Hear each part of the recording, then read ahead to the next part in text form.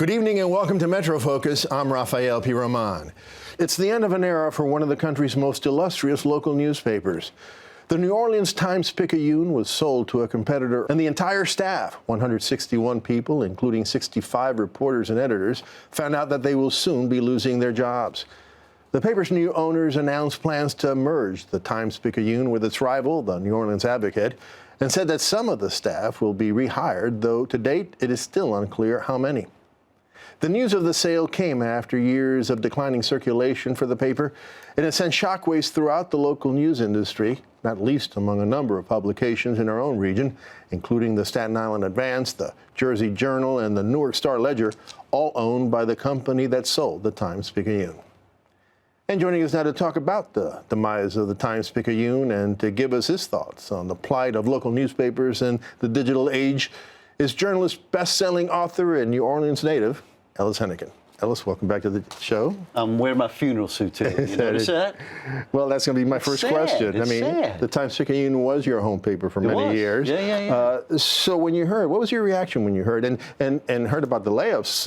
A lot of those staff members you know. Well, a number of things. First of all, of course, you feel bad for the people, right? It's when you know them, when you care about a city, when you understand how important it is that we have local journalists across this country who are keeping City Hall honest and chasing down the cops and telling people in their communities what they need to know to help them live better and more informed lives.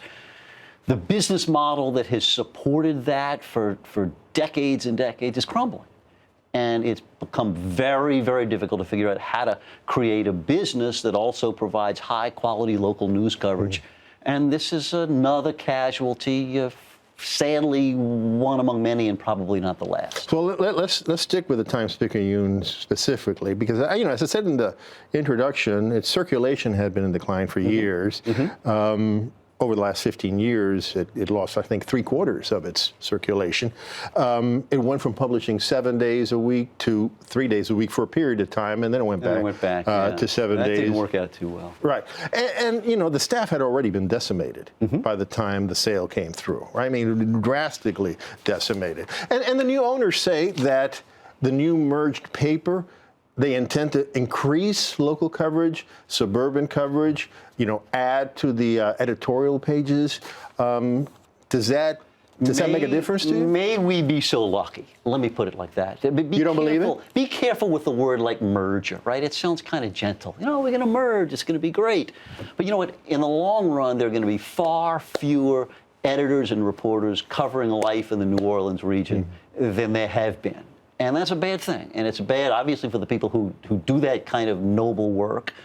But it's bad for the rest of us. And it's hard to blame the corporate owners. You can't expect them, I suppose, to support a failing business forever and ever. And these guys, the Newhouse family, who does, have a lot of business in this neighborhood, did try to push digital first. They invested a lot in the website. They did the stuff that people have figured out to do. But, it just didn't work very well. But why isn't that working? I mean, since 2004, there was a study by North Carolina University, I believe, that showed that 20% of all the papers in the country have disappeared since 2004. I mean, that's amazing. 1,800. We used to, in the newspaper business, which I love, and it's really the place that I grew up as a journalist, we used to have a brilliant business model, right? We would print it on paper, we would throw it on your doorstep, we would bill you by the month. I miss those days. And we were making 20 and 30 and 40% profit margins all across the country, big cities, small towns. And, technology came. And people don't read that way, and we look at stuff on our phones and on our computers. We are not, for reasons that are still a bit of a mystery, willing to pay for it in the same way. People pretty well. But they're not willing to pay for it because they don't always have to pay for it. But if they all had to pay for it, would that transform things around? It might. I mean, that's one of the equations. But a bunch of stuff happened, and you know about all of it, right? To classified advertising, which was a hugely profitable business for newspapers, went to Craigslist and its cousins, and Google and and retail ads, which those full page ads that advertisers paid tens of thousands of dollars for. They're doing them online. They don't work quite as well. They're not paying as much for them.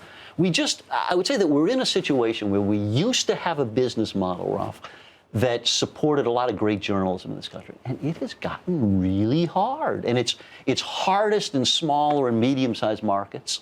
We're a little insulated from it in somewhere like New York. But let me tell you, it's coming here too.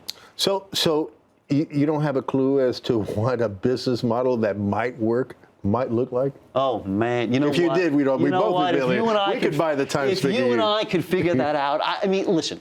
Clearly, there has never been in all of our lifetimes a time where we need to know what's going on in the world around us. It's never been more important than it is right now. And I don't just mean Donald Trump. I mean the stuff that's happening in our communities, in our suburbs, in our cities. You know, you got to know that stuff if you're going to be a smart, engaged person. But the business models have proven to be very, very difficult. And, you know, there's a lot of people trying smart stuff. And here's hoping some of them make tons of money. And we've both got a lot of friends who need to work. And we both know a lot of people who need to know more about the cities that they live in. You know, the Newhouse Company, Advance Publications, that owned the Times Picayune, and as I said, owned the paper in Staten Island, a couple in New Jersey.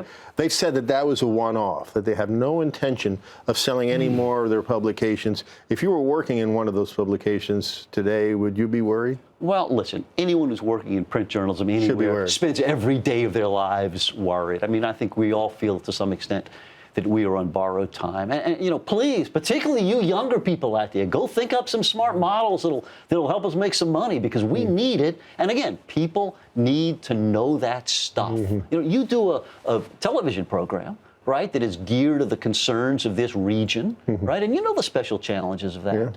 You know, it's easier to talk about Trump and everybody around the country wants that. You know, these are issues that affect people where they live. And man, we got to find an answer to it. I don't think Newhouse figured it out. I'm afraid that nobody's quite figured it out. So you've kind of touched on. I'm bleak. I'm sorry. You're bleak. And I'm not that bleak a guy. I know, believe me, I know. That's why we bring you in. But I mean, you know, the truth is the truth. So what is, you touch on this, what is at stake if this continues, which by all indications it will? Well, we're going to be dumber. And our politicians are going to be able to get away with stuff that they didn't used to get away with. And our tax dollars are going to be spent in ways that we don't have people bird dogging it every day. And we're not going to know as much about each other and our neighbors and the people who live across town and people who aren't like ourselves. And nobody's going to be rooting out the corruption that's still such a part of political and business life. You know, we're all poorer for it.